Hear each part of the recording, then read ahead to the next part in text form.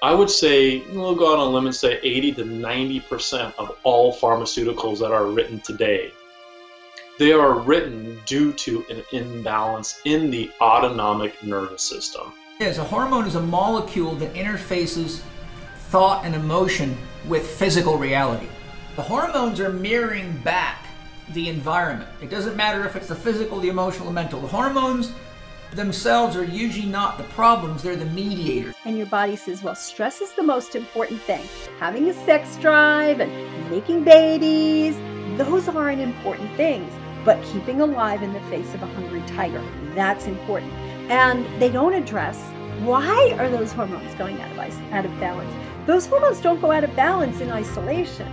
But these days, so for the, in the recent past, for this quarter of a pinhead amount of time, when we make adrenaline these days, it's usually not from a physical threat to our life. The stress will be usually psychological. The gross national sales of weight loss products was $245 billion. And of course, as we know, the links are made now between obesity, type 2 diabetes, sort of all kinds of cancers, and all kinds of other hormonal issues, particularly hormonal issues affecting women. You're irritable, you're anxious, you can't relax, you can't get to sleep at night. You just feel this constant tension. You're kind of stressed and wired, is how some people describe it. The very thing that women think is making them feminine or more feminine is the very thing that is costing them their femininity. We see, as I mentioned earlier, younger and younger women now having hormone problems is because the level of toxins in their environment is so high. If the stress hormones are the gun that murders our sex hormone balance, it would be our inner saboteur that has its hand on the gun. But when your treatments aren't working the way you want them to, you start reading literature and you go, oh my gosh, I had no idea. 19,000 teams of researchers have written about this. This is not a fad. This is something that's affecting a vast majority of our population. I call it a pandemic, that it's worldwide. Right? You can't continually do the same thing and expect different results. So a lot of people don't want to make those changes. They don't want to change their sleeping habits. They don't want to change their working hours. They don't want to change when they work out. So what I'm saying is, once we start taking a holistic approach to each individual, we actually are creating world healing.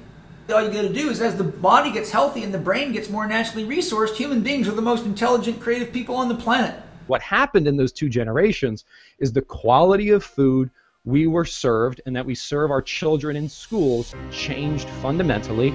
The problem is a lot of people are eating foods that the human body cannot break down. Nutrition is one piece to the healing puzzle. Nobody thought about calories. Nobody thought about exercise. No one was counting anything. People just lived their lives. They ate food when they were hungry. They stopped when they were full. And they lived healthy, full, happy lives. I learned the hard way that you can't fix people. All you can do is educate them and guide them to fixing themselves, where there is no long-term resolution.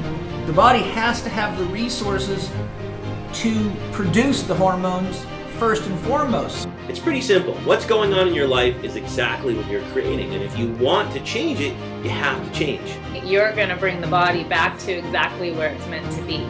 I get it. I understand. I know what you're going through. So allowing the voice to be heard by a woman. It's our responsibility as women to teach our sons and our daughters how to be human beings.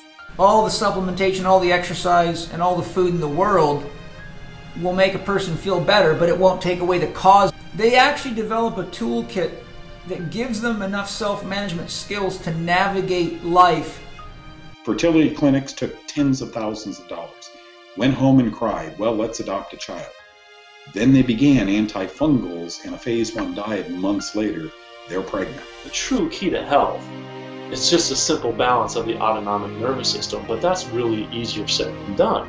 And that our life is so jam-packed with opportunity, and that we are so ridiculously privileged because all of our basic needs are met. We're in a position where we can actually change this, and it's not that hard. That's the other thing I want to say. It's not that hard.